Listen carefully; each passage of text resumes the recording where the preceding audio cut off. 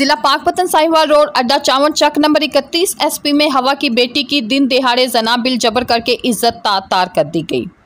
तफसीलात के मुताबिक चक नंबर 31 एसपी अड्डा चावल की रिहायशी गरीब मेहनत कश की 12 साल बेटी राबिया सब्ज चारा काटने खेतों में गई तो इरादतन जना की नीयत से छुपे हुए 30 साल मुलजिम मोहम्मद यासीन ने मौका ज़ाया किए बगैर ज़बरदस्ती राबिया को बालों, हाथों और टांगों से घसीटते हुए खींचकर फसल में ले गया और जना बिल जबर किया। बच्ची की चीखों पुकार से उसका बाप दौड़ते हुए आया तो मुलजिम उनको देखकर मौके से भागने में कामयाब हो गया। वालिद समेत अहले इलाका ने बच्ची को खून में लथपथ पाया। मासूम बच्ची के वालिद और उनकी फैमिली की मीडिया के जरिए से वज़ीर-ए-आज़म इस्लामी जमहूरिया पाकिस्तान जनाब इमरान खान साहब, वज़ीर आला Punjab Usman Buzdar, IG Punjab, RPO Sahiwal, DPO Pakpattan से हाथ जोड़कर अपील की है कि मुलजिम को गिरफ्तार करके सख्त से सख्त सज़ा सुनाई जाए और इंसाफ फराहम किया जा सके।